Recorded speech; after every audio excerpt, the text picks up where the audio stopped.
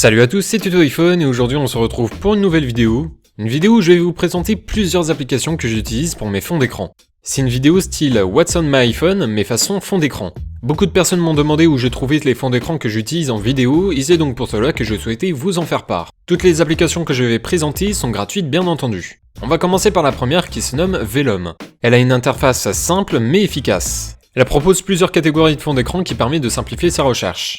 Elle a des fonds d'écran de nature, d'espace, de structures diverses, de cristaux, de matière et d'autres que je vous laisserai découvrir. Les fonds d'écran sont de très bonne qualité et facilement téléchargeables. Les publicités, quant à elles, sont peu visibles, ce qui rend l'application premium.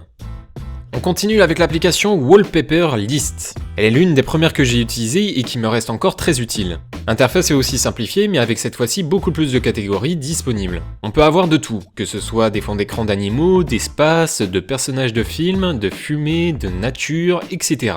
La qualité est aussi très bonne, ce qui la pose en deuxième position sur celle que j'utilise fréquemment.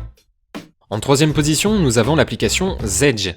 Je l'ai découverte il y a pas longtemps et personnellement je trouve le concept très bien trouvé. Ce n'est pas une application de fond d'écran comme les autres car celle-ci utilise le partage ouvert. Elle se départage en plusieurs catégories mais ce qui fait de cette application son atout est le fait de pouvoir ajouter son fond d'écran à l'application. L'application est donc mise à jour par les créateurs qui uploadent eux-mêmes leur fond d'écran. On peut donc télécharger un fond d'écran tout en y ayant une visibilité sur la créativité de l'utilisateur qui l'a posté.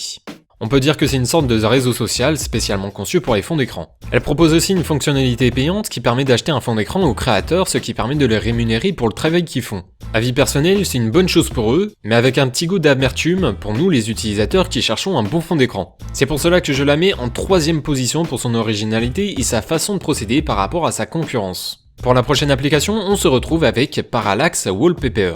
C'est cette application qui m'a le plus aidé en termes de recherche de fond d'écran. Il y a beaucoup de points négatifs comme la publicité en masse ou les fonctionnalités payantes pour les 3/4 de fond d'écran. Elle en dispose de très peu mais elle se situe en quatrième position car c'est avec celle-ci que j'ai pu redécorer mon iPhone avec du très beau visuellement. Mais cela reste tout de même une bonne application en termes de recherche de fond d'écran. Et en cinquième et dernière position, la meilleure des meilleures à mon sens, c'est Everpix. Un large choix est disponible en catégorie ce qui nous offre une panoplie de fonds d'écran. La qualité est irréprochable, vous avez pas mieux sur les derniers iDevice. Nous avons aussi la possibilité d'avoir une prévisualisation du fond d'écran lorsque le téléphone est verrouillé, ce qui est plutôt pas mal. La publicité quant à elle est quand même présente, largement moins que la précédente mais elle s'y trouve quand même. Pour revenir au fond d'écran, si vous souhaitez rechercher un fond d'écran de n'importe quel sujet, cette application est faite pour vous. La qualité, l'interface et la multitude de fonds d'écran disponibles donnent cette application la meilleure dans mon top.